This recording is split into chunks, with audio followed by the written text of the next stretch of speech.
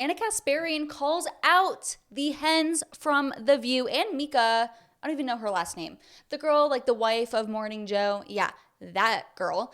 She calls them out and she is sick of their woke nonsense. They take things too far. Even Ana can admit that. We all know that Ana's on her journey to becoming a fringe right-wing lunatic like myself. Anyways, make sure you like today's video. Thanks for watching Bring the Asteroid. Comment down below, I don't know, chunky yogurt for the algorithm, and let's get into it. The Arab American community needs to be reminded and cannot forget. He wants to ban Muslims, he wants to deport Muslims, and he wants to start internment camps. And that's what we are busy talking to every voter. He's telling you what he's going to do. Believe him. Internment camps? Yes, he has talked internment camps. You know what, Jake? You may have to visit me in one. I get worried enough when he talks about what he's going to do to his political enemies. Okay, on yesterday's episode of The Lead, Democratic representative, of course, Debbie Dingell, told Jake Tapper that Trump was going to send her to an internment camp. But unfortunately, she's far from the only pundit and lawmaker who's panicked about the possibility of being thrown in prison or an internment camp should Donald Trump get elected for a second term. In fact, let's watch a clip from yesterday's episode of The View in which Mika Brzezinski also broke down on air. Let's watch. This is the descent into fascism, if we so choose.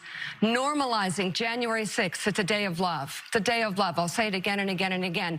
Normalizing enemy from within. I'll say it again and again. I'll say it again and again until you get tired of it, until it's not so funny anymore, or you think he doesn't mean it, until you realize he does mean it and it's too late. Saying these strict abortion bans are a beautiful thing. Yeah. Are you kidding me?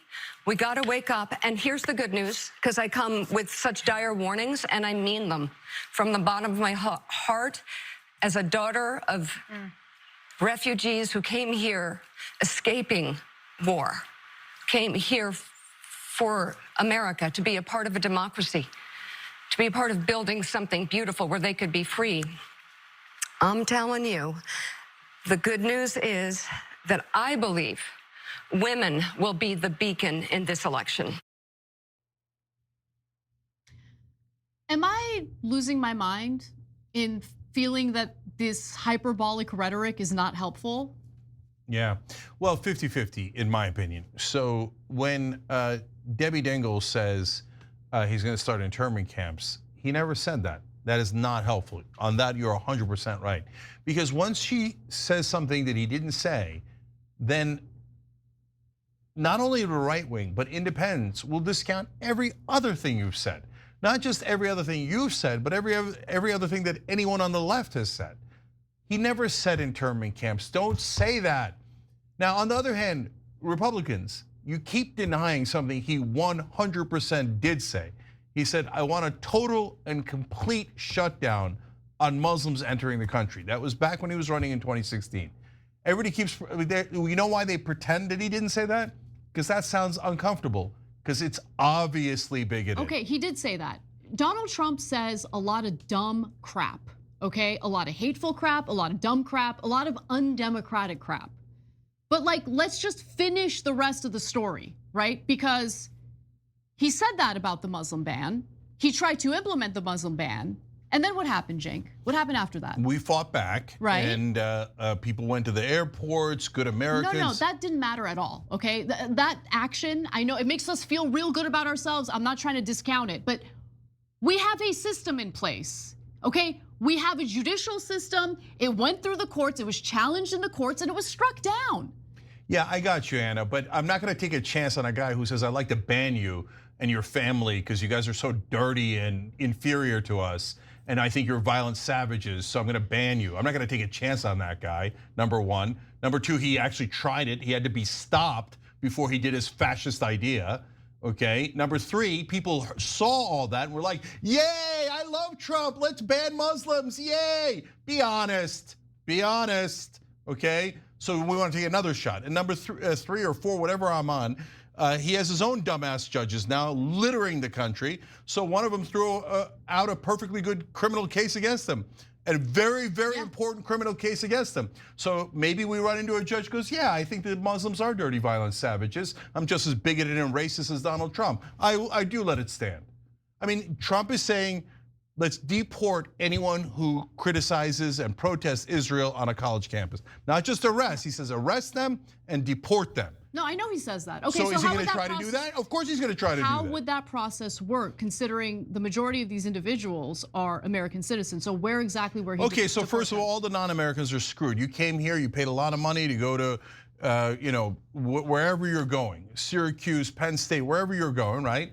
And he's like, oh yeah, that's it, you're screwed. You criticized Israel and my biggest donor is a giant right-wing Israeli. Okay, so that's it. You're arrested. I rob you of all your money. I rob you of your diploma and I deport you.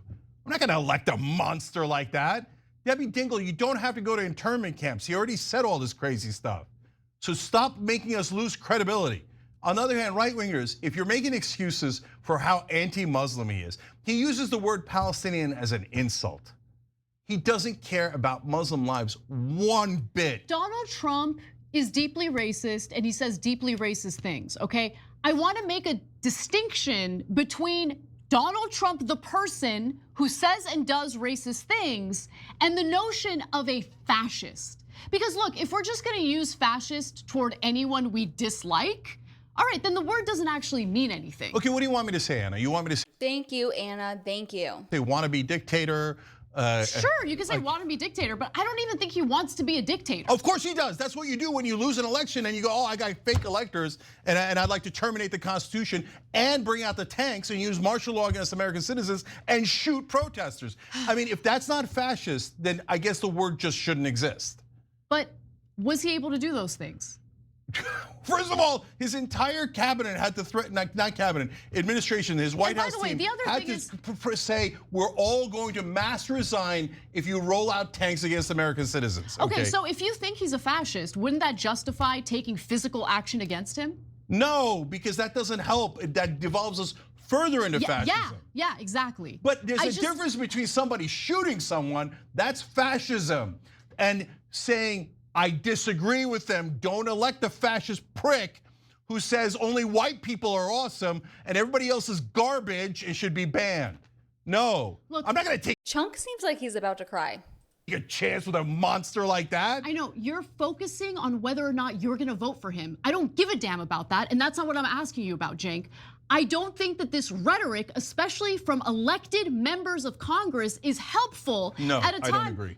Okay, all right. Okay, well, Anna, why do I not agree? Because, so Trump's helpful's rhetoric? No, his rhetoric is awful. Okay, if you don't want to be called fascist, stop saying fascist things. It's not that hard. Okay. Not that hard. Oh, here, let me have dinner with Nick Fuentes, who's a Nazi, Kanye, who's a Nazi, and let me say there's good people on the Nazi side. Oh, it could be pro-Confederate guys. Might be guys who are pro-slavery who are good guys. Let me do all of these things. Let me say that immigrants are poisoning the blood of our nation, a Nazi term that is only used in the past by Nazis, and then say I'm gonna ban Muslims, I'm gonna do this and this and this to all the other ethnic groups, and then go, oh, I can't believe you called me a fascist.